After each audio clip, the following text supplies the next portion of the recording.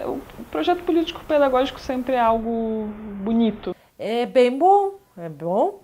Mas os projetos político-pedagógicos, em geral, assim, que eu percebo, eles são bastante utópicos. Mas assim, ó, pouquíssimas coisas são aplicadas daí, muito pouco. Eles partem de uma realidade existente para a construção de uma escola como a gente gostaria que fosse. Eu já passei por cinco escolas. E dessas cinco escolas, duas tinham interesse bastante, assim, em fazer, né, as coisas acontecer. Só que a escola como a gente gostaria que fosse, ela precisa de profissionais que trabalhem para esse objetivo, ela precisa de uma mudança de estrutura, ela precisa de uma mudança de relações que a gente fica esperando acontecer e não acontece. Ou acontece de uma maneira muito lenta. É fundamental que a gente tenha um projeto político-pedagógico até para que a gente afine um pouco as teorias, né? A forma como a gente vai abordar, porque existe uma diferença bem grande das áreas, né? E de como são cobradas as atividades, as avaliações, como são feitas. Então isso eu acho que essa unidade ela é fundamental. Essa construção tem que ser rápida, né? Para que a gente consiga fazer um bom trabalho, né? Eu te diria que o projeto político-pedagógico da escola que eu participo foi muito bem construído, discutido com a comunidade há 10 anos atrás. Então ele tem uma consistência que eu admiro muito e que quando eu entrei e propus uma série de questões na área de artes foi muito bem recebido pela comunidade escolar, que envolve inclusive o Conselho de Pais, Círculo de Pais e Mestres. Acho que os estudantes em geral não conhecem, né? Não sabem que existe Grêmio estudantil, que existe possibilidade de ter Grêmio estudantil, organização, né, de estudantes, que, enfim, as relações entre professores, funcionários, né, da escola que não são professores, e alunos, isso tudo está descrito lá dentro e a gente não sabe. Eu acho que a maior parte da escola não tem conhecimento sobre. Que equívoco eu estou vendo aqui? Eu vejo que o Plano Nacional, esse aprovado, ele deveria ir para as redes municipais fazer essa discussão para construir os seus planos municipais e, a partir daí, fazer a reformulação dos planos de escola. Às vezes o plano político-pedagógico, ele é escrito em um contexto em que não se prevê algumas coisas, né? Acho que falta conseguir entender que a sociedade muda e a gente faz parte dessa mudança. O que eu estou vendo na escola hoje? A escola está fazendo uma reformulação hoje dos planos, e a pauta da rede hoje é reformular, mas sem fazer o link com o Plano Nacional. Então está havendo uma desconexão. O PPP da escola está desconectado realmente. O antigo e desconectado agora com o novo que vai vir. Quer dizer, a escola não conseguiu perceber que existe uma conjuntura maior, que é o Plano Nacional, nem a Secretaria Municipal de Educação também não conseguiu fazer esse link, que nós deveríamos estar fazendo uma discussão primeiro do nosso Plano Municipal de Educação, a partir do nacional, para poder mexer nos nossos PPPs das escolas. Então, a construção dos PPP hoje estão em discussão junto com a Secretaria de Educação e com o Governo do Estado. Mas a escola está mexendo algo que não... sem ter um referencial, né? Nos últimos 3 anos, recebemos uma obrigação de mudanças de nosso projeto político-pedagógico estabelecida pelo Governo do Estado, que pouco respeita a liberdade das escolas, né? O que a LDB estabeleceu como autonomia, o Governo do Estado não está respeitando sobre nenhum conceito. Tanto que o projeto é discutido na comunidade, vai para a Secretaria de Educação e ele volta com as correções que devem ser feitas. E a gente sabe, tanto a minha escola quanto outros, que já disseram para a Secretaria de Educação, olha, vocês nos mandem que a gente assine embaixo. O que acontece fora da escola se reflete muito lá dentro. Então agora, as eleições, por exemplo, A escola também é um espaço de disputa política, né? Pelos professores, pelos alunos, pelo todo mundo.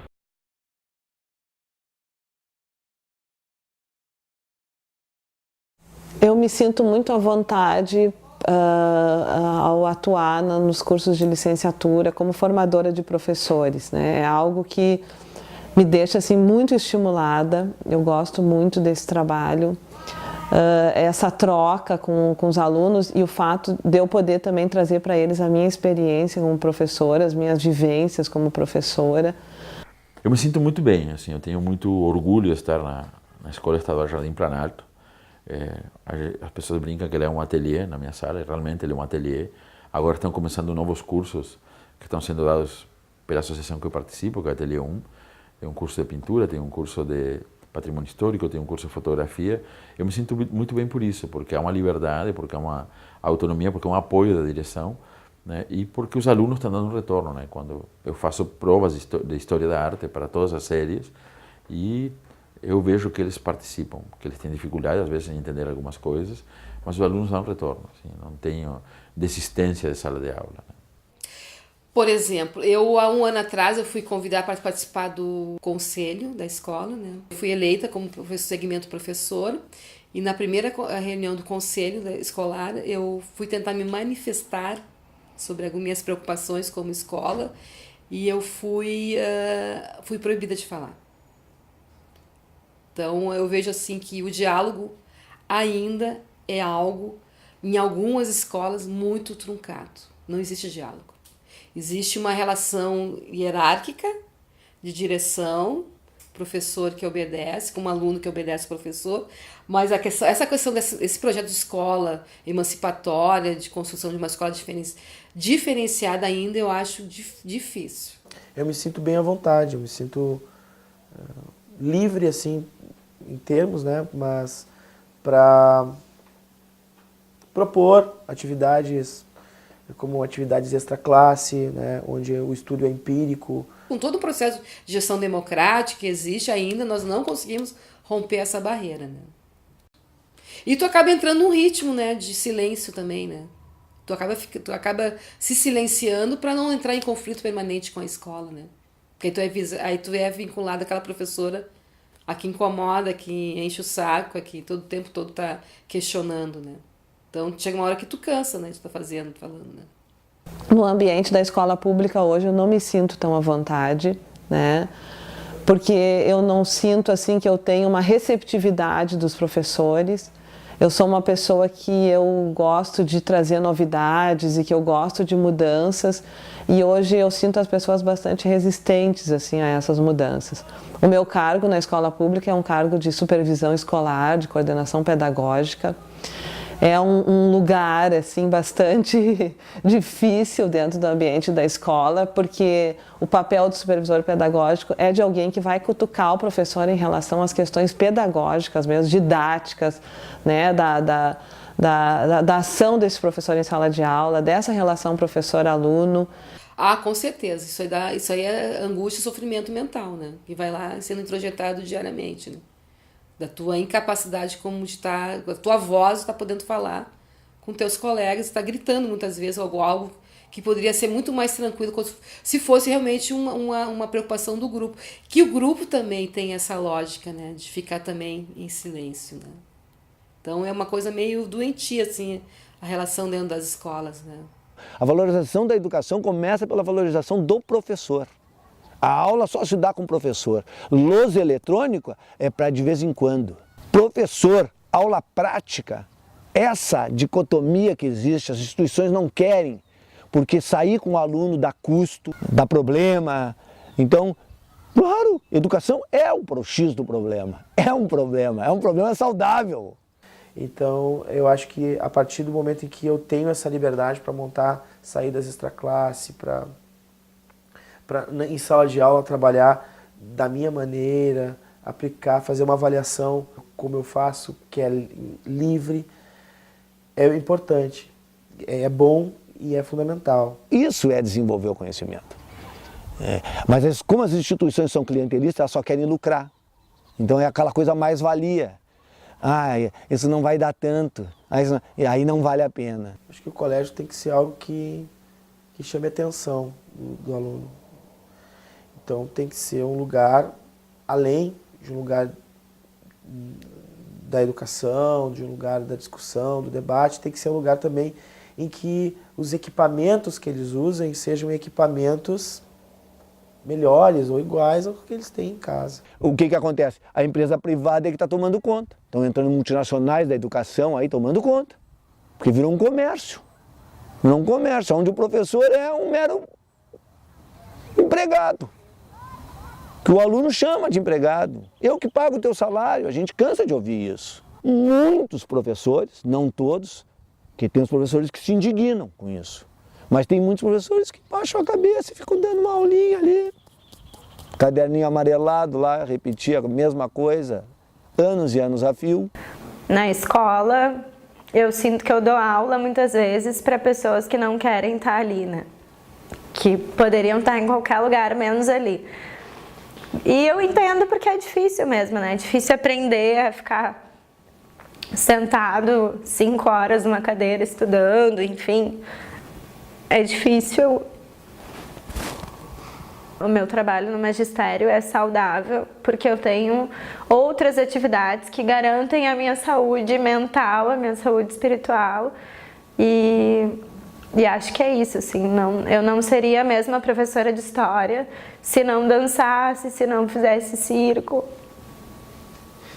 Em geral, a gente tem que levantar a cabeça e seguir em frente, né?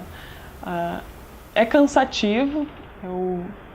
Esse ano eu estou trabalhando de manhã, então eu começo a dar aula às 7h45, ou até o 12h05, e depois de novo à noite, então das 15 para as 7 até as 10h30, às vezes emendando, né, assim, com reunião no meio, tudo. Nós somos remunerados somente pelas aulas trabalhadas dentro de sala de aula. São poucas unidades educacionais que já estabeleceram a hora atividade, a hora de trabalho.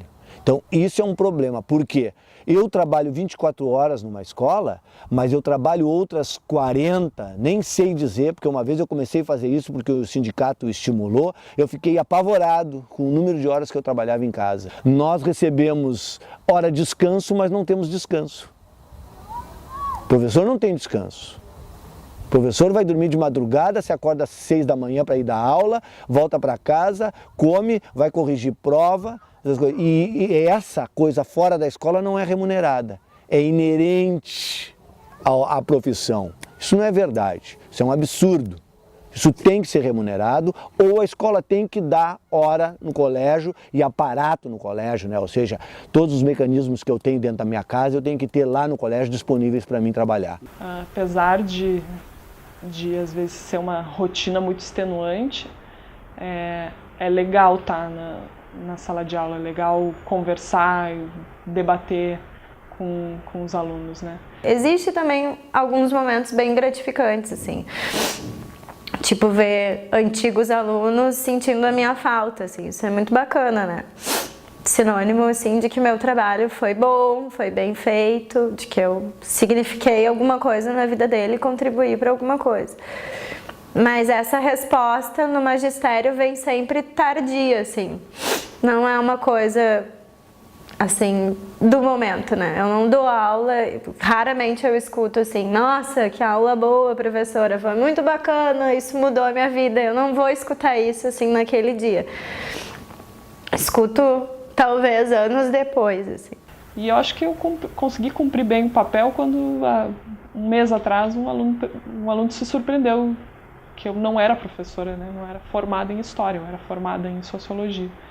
Porque ele achou que, enfim, que eu sabia bastante coisa. Então, eu acho que isso também assim, o conforto de tu saber o que tu está fazendo, né? Do que é importante de ser ensinado, também faz parte dessa experiência docente, assim, né? Acho que isso faz a gente se sentir melhor. Acho que quando eu não me emocionar mais com o que eu faço, eu vou deixar de fazer. Não tem mais graça.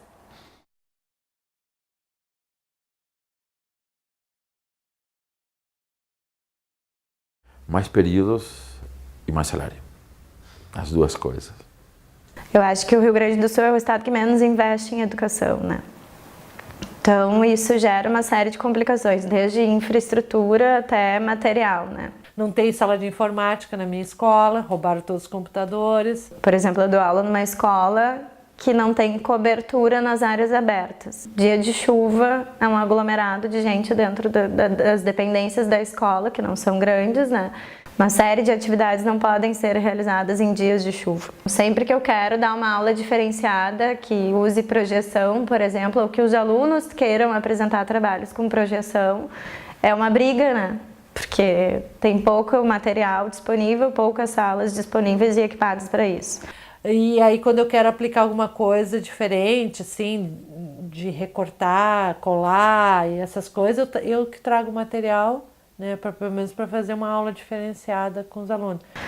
Em contrapartida, recebemos uma leva de computadores que até agora não são utilizados porque não tem a rede de internet instalada. Se eu for comprar, sempre que eu precisar dar uma coisa diferenciada para os meus alunos, né, que eu tenho 5 turmas, né, se eu for comprar com o meu dinheiro, né, não vou ter salário para receber, né. Acho que precisa melhorar o diálogo entre a mantenedora e as escolas, né? Isso é uma carência assim urgente. Não existe esse diálogo, né? Então todas as mudanças, todas as diretrizes que chegam até nós não são explicadas, não são discutidas, não são debatidas, não são votadas. Então eu sinto que professor, direção, funcionários não conversam com a Secretaria da Educação e vice-versa. Discurso é uma coisa, a sala de aula, aonde tu te maravilha e te decepciona, tu chora e ri com os alunos, é outra. A sala de aula é uma família de problemas, de situações para serem resolvidos. E isso o Estado não banca, não está nem aí. Então, como ele não é referência, a escola particular tomou conta. E aí o que aconteceu? Ficou um clientelismo. Paguei, quero nota. Só roda em escola particular quem quer que os seus filhos sejam avaliados de verdade. Porque se for lá e bater, o professor roda, o professor vai para a rua, mas o aluno não roda. O aluno não roda. Isso é uma verdade. Tem que ser dita porque é uma verdade. E para melhorar a educação tem que passar por isso, tem que rever isso. Não pode.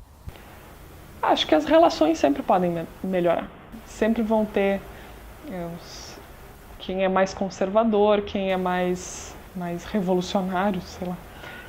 Né, visões diferentes de mundo, visões diferentes de educação, e acho que conviver com essas diferenças é desafiador, assim, mas é necessário, né? Se a gente fosse todo mundo igual, se os professores todos pensassem da mesma forma, talvez fosse mais chato também, né, da aula, a gente não ia ter tanta coisa para debater. Então...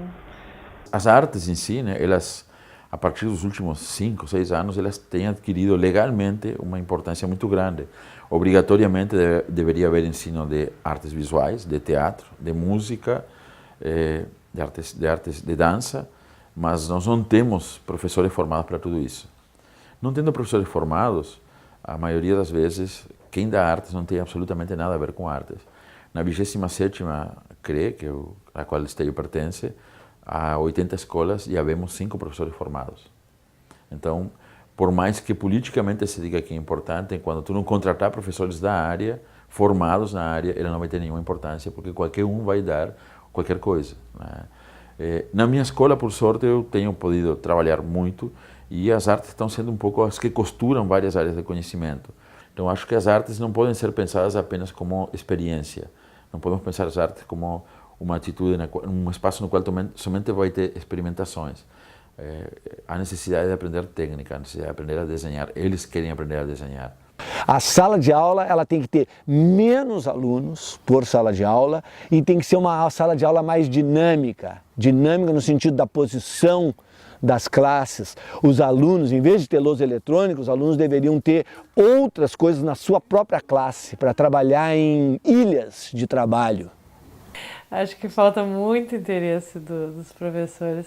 Agora eu comecei um projeto, né? E o pessoal, assim, pouquíssimos que estão dando apoio e coisa, vão fazer uns por obrigação. O jovem, ele está amadurecendo seus neurônios. E tu tem que estimular esse amadurecimento. Então ele tem que trabalhar, tu só tem que ser o mediador desse trabalho.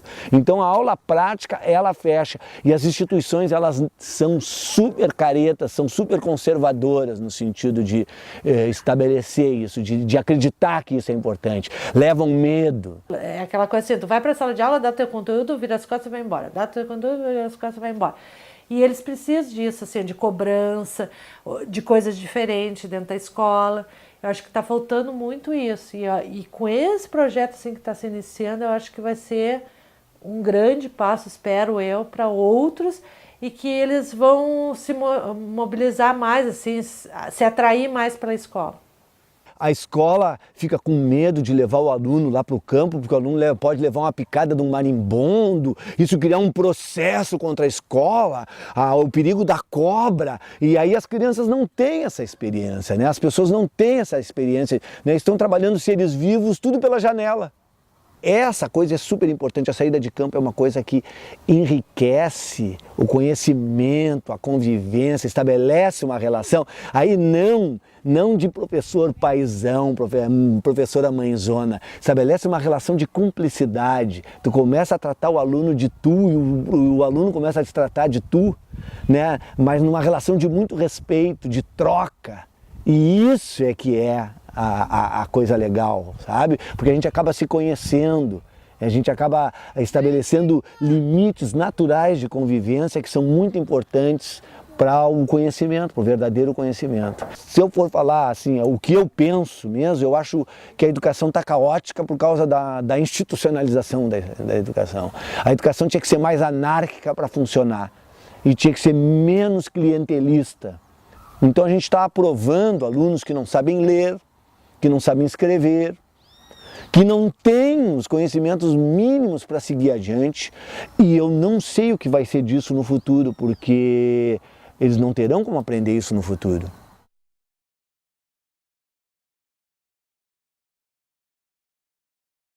Nós temos encontrado caminhos para financiar as atividades que a gente tem em artes, né? Bom, eu trabalho com materiais que não são tão caros, eu trabalho com tinta de parede, com tinta acrílica, com pincéis que podem ser comprados na ferragem, com materiais que a gente tem como a escola comprar. Quando eu quero fazer saídas de campo, por exemplo, a escola sempre loca um ônibus e a gente vem visitar museus ou vem visitar espaços artísticos. Assim, eu tenho um apoio financeiro da escola e também a abertura da escola entender que a minha aula não funciona igual às outras, que a sala vai ficar suja, que vai ter material no banheiro porque foram lavar as mãos lá, e que isso não é indisciplina e sim faz parte do processo deles, né? Quando eles estão desenhando, por exemplo, o esqueleto ou figura humana, há uma concentração que eu posso trabalhar com a porta aberta e não acontece nada, ninguém sai, ninguém fica gritando. Esse tipo de coisas estabelecidas em sala de aula como experiência assim, permanente faz com que os setores da escola respeitem muito o que a gente faz. A direção vem, dá uma olhadinha, alguém da direção, nossa, como eles estão quietos, mas é porque eles estão concentrados. Eu coloco música, a escola não teve nenhum problema nunca em colocar música, ou eu deixo usar o fone. Então essas pequenas atitudes fazem com que a escola entenda que a arte é importante. Não vejo apoio nenhum, não consigo enxergar apoio. Então, a gente está realmente num quadro de isolamento mesmo. Eu acho que está se perdendo o que é um ato educativo, né? O ato educativo não é só para aluno, o ato educativo é para professor, para pais, para todo mundo. E isso está se perdendo. Eu fico assim, bem triste de estar percebendo isso agora, assim, de final de carreira, né? Eu percebi ainda que essa escola que a gente tanto acredita, uma escola pública, popular, de qualidade, ainda tá difícil de se construir, né?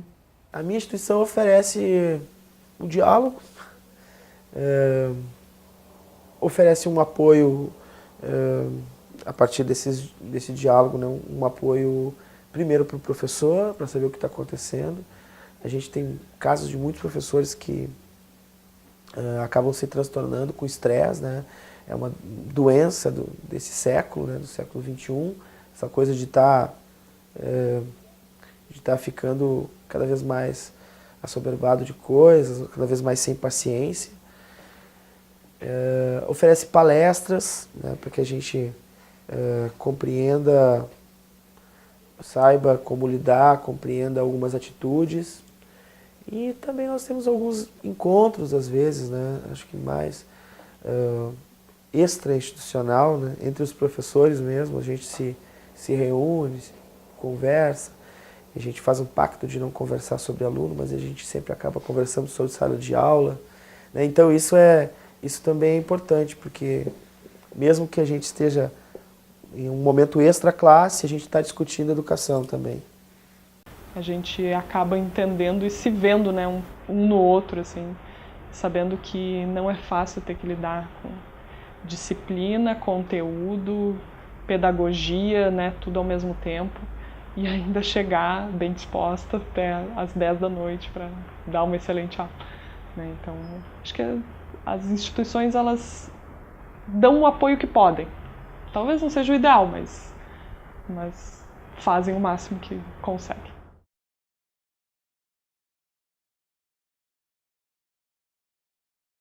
Tudo tranquilo. Eu me relaciono bem com todo mundo, assim, coisa. Converso com todo mundo. Tenho uma relação boa, bem boa, assim, com a direção, com a supervisão, bem tranquilo. A minha relação é tranquila, assim, boa, na medida do possível, né? Assim, do que é obrigação de um, obrigação de outro.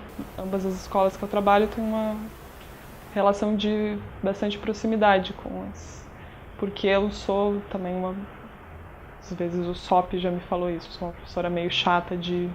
Qualquer dúvida que eu tenho eu vou lá perguntar, né? Eu não gosto de fazer nada errado, assim. Então como é que preenche o caderno de chamada aqui, como é que eu faço ali, como é que...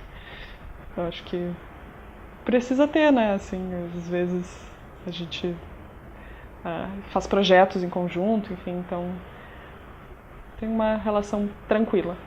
Como eu desempenho uma atividade que não é só de professor, é uma atividade também de coordenação de projetos, né, de extraclasse e projetos institucionais, a minha relação é bem boa, bem legal, porque eu circulo pelas áreas, né, diversos setores do colégio, desde os setores mais burocráticos, até a portaria, até as senhoras da limpeza. Então a minha relação é muito boa, porque eu acredito que no colégio, em uma instituição de ensino, todos são educadores, né? As nossas atitudes nós educamos. Então eu acho que a educação, o processo de educação, ele é um processo integral, né? A todo momento, desde a entrada lá no porteiro, né, passando pelos corredores, conversando com os monitores, com os coordenadores, com os professores, o pessoal da secretaria, todo mundo acaba educando um pouco. Então, a minha relação é boa com todas as áreas.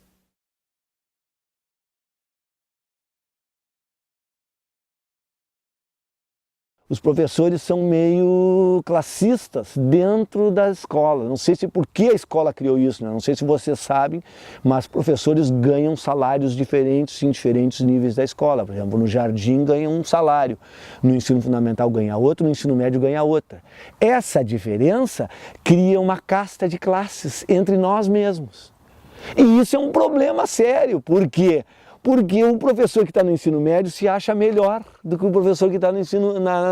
E às vezes a menina que está trabalhando lá tem doutorado e ganha 30% menos do que o outro que nem tem doutorado, mas está lá no ensino médio.